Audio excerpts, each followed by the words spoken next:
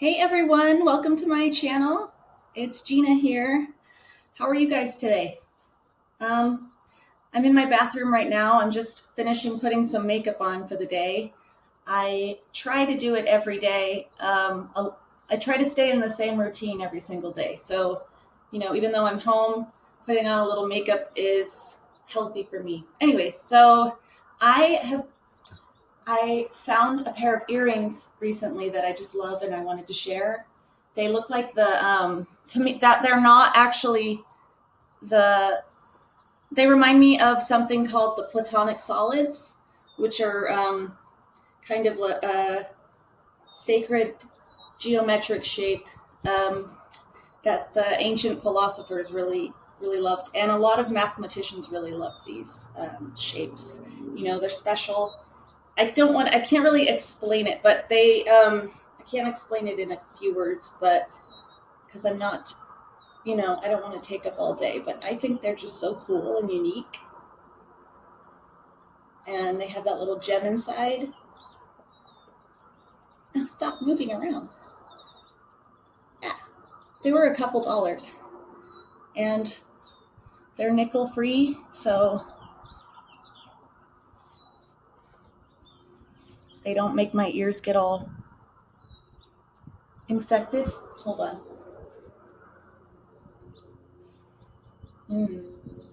They're nice and light. And they're just fun. Hang on. I'll show you.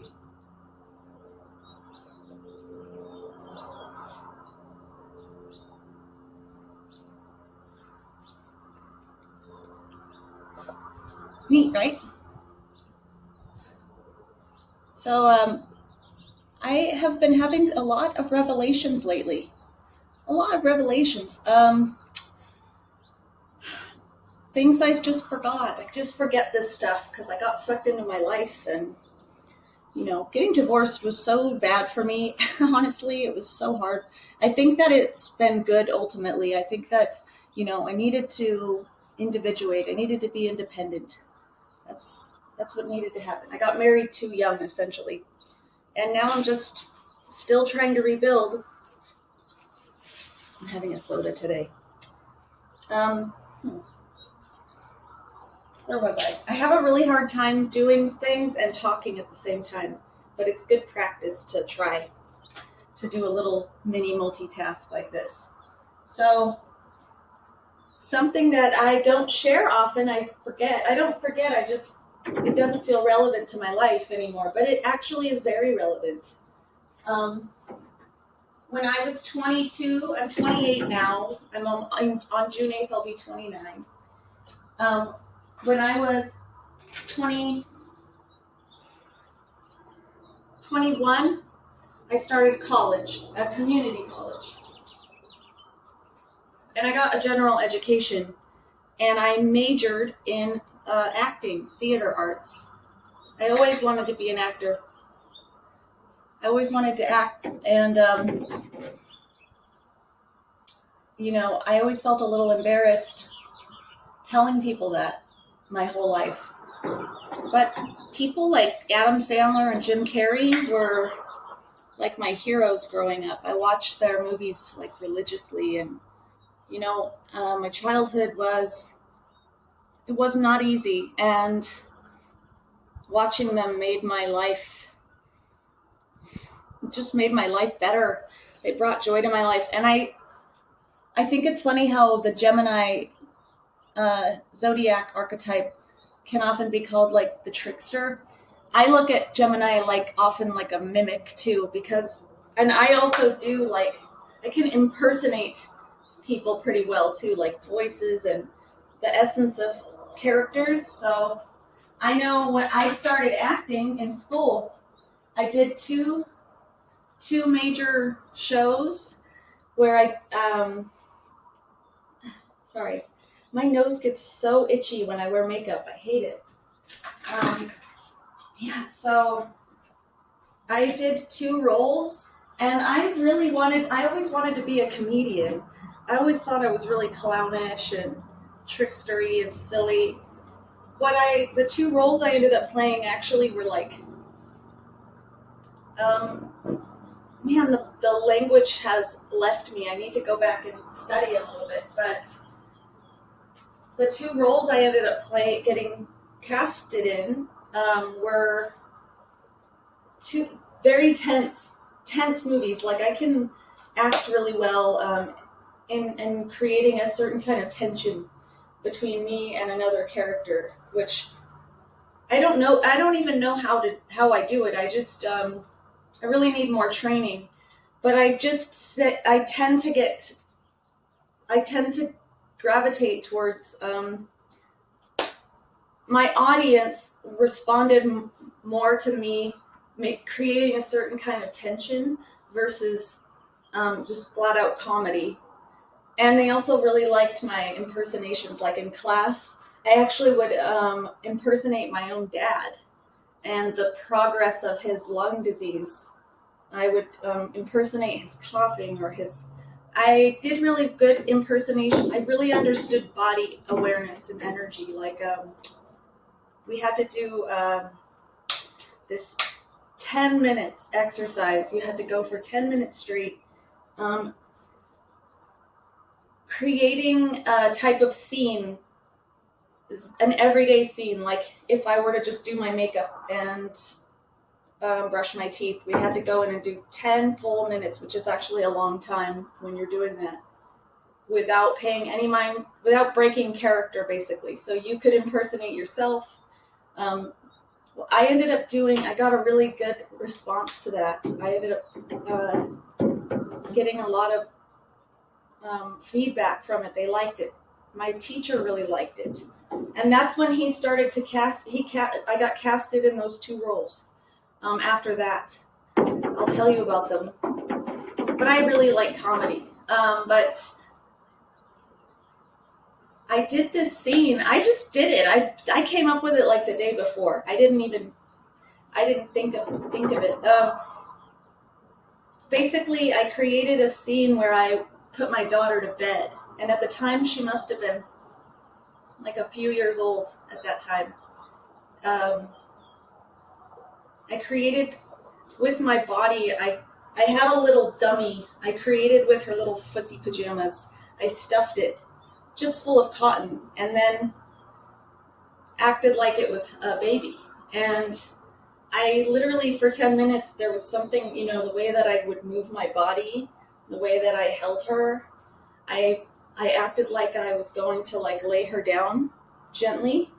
And I don't know, they just responded really well to it. It was funny. It pulled them in, and it was quiet as hell in there, and they were just watching without a sound. It was neat. So that's been on my mind lately, because I've been going over my old journals for acting, and around that age, what would have been going on with me, reading my school journal, reading my acting journal, and that has been on my mind a lot over the last couple of days, where I realize now that I gave up acting. I was really invested in it, and I loved it. It lit me up inside more than anything ever had at all. And my husband at the time, he did not like that at all. He didn't want me to go acting. He didn't want me to be going up to LA from San Diego to audition, but I was like feeling it. I wanted to do that. And I remember giving it up to go to work. And I remember giving it up to go to work to help with the finances. And I was an executive assistant, which I just never loved it. I never loved it. And I realized I talked last video about how I cut the tip of my finger off at that job at the meal prep company. I started taking pain pills, and that spiraled into 5 years of off and on different various opioid addiction. And the last year or two I was on mental health. I was combining the two of those. And now I'm not on anything. And it's like, I haven't been on anything fully in 6 weeks. And so I think I'm starting to acclimate, like I'm starting to realize what my natural energy levels really are and where my heart is. And I have been praying for God to help me see what was important to me. Like, what do I care about? And yeah, this channel came up in my mind, the idea that I'm turning this into a podcast. I had to get out that information. I had to get out those few videos, as silly as they seem, and like, what am I watching here? I really had to do that. It cleared up so much shit inside of me and then I got to go back and watch them all and cringe and then love myself a little more and just like watch myself as an outsider and say, you know what, the things that you've done aren't that bad and you deserve to be happy, and people will benefit from me being happy and people will benefit from you being happy. You know, the world will be, when you're in alignment with what you truly love and what you want, what you desire, if you're not doing that, suffering happens, basically. And I realize I spent years numbing myself to just escape the pain of it, the pain of not living fully in what called to me. All of this stuff, you know, it's hard to get on here and do this. Two things more. Sorry. Two things more.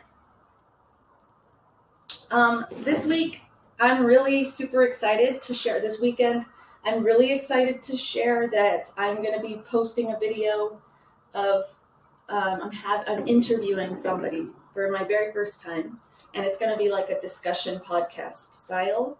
And the stuff we're going to talk about is really exciting. It's just another part of my personality it's part of my lifestyle that I really am ready to start sharing with other people. And he's an artist. He's a really great artist. I can't wait to share. I'm going to be interviewing him, and then I'm going to be interviewing another person who's an old friend. So he's just a really good old friend. He's into yoga, and like, I'm curious to just talk to him. So, and he has like great hair, just this beautiful hair that I love. And so that is really exciting for me. I'm really, really excited about that. I put it out on my Instagram page that I was wanting to interview people from anywhere. I just want to have a wide variety kind of conversation styles. And I will integrate astrology into it most likely somehow. I would love to interview astrologers. I just realized that lately I really have to keep learning, and I need to take some classes for astrology to develop the skill.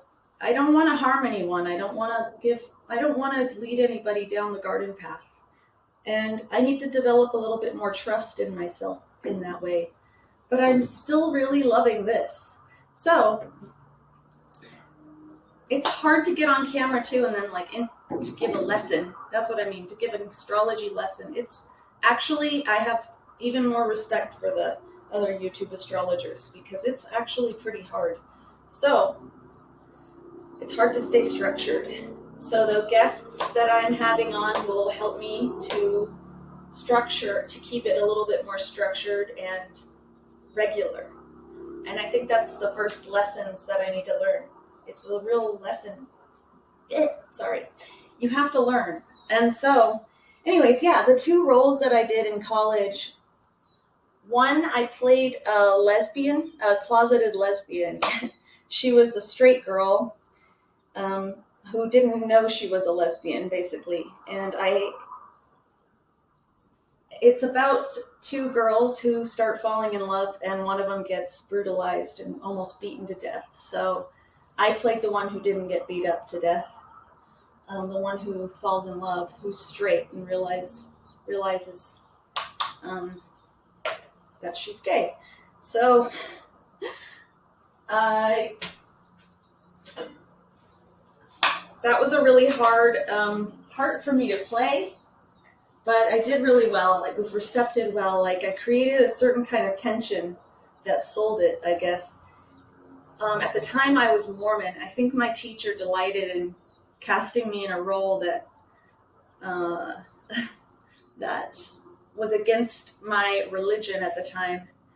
I was kind of more of a Jack Mormon, and I was like, I don't care what people do. I didn't grow up this way, so I wasn't indoctrinated with it heavily. I didn't have to unlearn homosexuality. Like, it was fine for me. So, and then he casted me in another role that really, really conflicted with my Mormon religion at the time, and I played a nun and Sister James from the movie Doubt, or the play Doubt. If you haven't seen it, it's really tense. It's a really tense movie. It's about the Catholic Church and a specific priest who is a child molester who's molesting young boys. There's an older nun. In the movie, Meryl Streep plays the older nun who suspects that the priest is touching boys. And she's really conflicted by this. And I played the young new nun who grows increasingly more frustrated with the older nun for trying to upset the balance, the delicate balance. So that was a really tense role. It was a really tense role. But I loved it. I always walked away feeling so euphoric, like so high to low. So that's all for today. I'm just really excited to start exploring that again. I'm not sure exactly what I want to do about that. I wasn't bitter about having to quit acting, I wasn't bitter about having to change my major to, a more reasonable education, because I had little girls at the time and they were real little, and a husband, and he needed help. He needed my help. And I think that was fair. That was my commitments at the time, and I just kind of had to believe that. But it was devastating. It was a loss. I realized I had been grieving that for abandoning my dreams. That was always a dream of mine. I remember I seen in my journals that I started writing a skit, like I started writing stand-up. I started writing stand-up about drug addicts that work at places like Salvation Army, because I loved going thrift shopping at the Salvation Army and watching the workers there, because they're usually out of rehab, and there's just an energy there that I just love. They're all trying to get over their addictions, and they work at this thrift store. So I just came across that journal as I go through my storage room and start getting rid of everything. And the journals are fabulous. Like, I love it. And I'm a lot less corrupted back then. I was a lot more innocent and naive almost. And there was just this big, juicy optimism. Like, everything was wonderful and exciting to me at that time because I was so young. I was out in the world. I had kids, a husband, but I was very sheltered as a little girl. I grew up in a really bad place. I grew up around a lot of crime and gangs in the Inland Empire in Southern California. There was a lot of violence and drugs, and I never got into any of that, though. I was just always observing it around. And I was like a class clown type. I was really silly. I just was always really playful, and I was good at lightening the tension of every group and scenario. And making people laugh and have fun was like such a joy to me. My father was the same way. He was so good at telling jokes. He was so good at, he was a comedian, honestly. We're a lot alike in that way.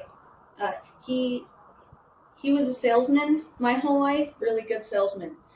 And he really had a lot of integrity with his customers and stuff. He cared about them a lot, and I kind of absorbed that. So when I was a salesman, I kind of had that about me as well, naturally. He was attractive, and women really, they were always throwing themselves at him. He was a big flirt. He was really flirtatious with women, and they loved him. But he was so interesting that he also was very devout in his belief of God. He read his Bible, the same Bible, every day. He had it my whole life, and I have it now. So I've been reading it. And he had a goodness about him that, he treaded water my whole life, and I think it just exhausted him. He was only like 62 when he died. And it was just, he was exhausted. And I don't want to tread water anymore in my life. If I'm going to keep treading water, then I at least want to be living joyfully, like living, expressing myself out loud, just doing what I want. One of the first things I started doing, I was so repressed, like I was talking about in my last video, from my lack of affection and my lack of love and experience, like sexually, from my marriage and stuff, that I ended up going kind of far the other way, and I started erotic modeling. And it's okay, I still do it sometimes. It's fun, but it's not something that makes me feel like wanting to share with everybody. It doesn't feel like my pearl, I guess. It doesn't feel like my pearl. I do feel more liberated, and I feel beautiful every day. I feel good about myself, which was really lacking in during my whole life. I became a lot less funny when I started feeling really good about myself, like looking in the mirror and feeling beautiful with or without makeup. And knowing that I'm valuable regardless of anything, like we have inherent value in us. By virtue of us just being here, our heart beating, we're special, we're part of this earth. But the joy is starting to come back. The joy, I can feel it coming back. And I don't know if that's because I'm like sober. I don't know if it's because my dad died. I don't know what it is. I just know that I can feel joy. I'm starting to feel joy again, a colorful kind of joy, and I'm funny. So I've been thinking about my childhood memories playing with my little friend and my BFF growing up. We were so creative. I'm actually going to try and interview her, and we can go down memory lane together. She has the best laugh. Her laugh is hilarious. So stay tuned for my interview. It's going to be I think it'll end up being a bit of a heavier interview. And then I want to try to get on more regular people who are funny. I enjoy podcast setups that have a kind of regular group of people, and they are funny, and they shoot the shit, and they bust each other's balls or whatever. Just, I really like that. I need that right now too. So if you have advice for starting a podcast, like I need a microphone and I need a good set of headphones, I think I'm going to do this. I'm really going to do this. And it'll be good practice for me to enjoy having a funny environment again. So, and I am becoming the embarrassing mom. Like I am a funny, embarrassing mom, because my daughter, her little friend comes over, and we've been shifting them back and forth because we're not really going anywhere, and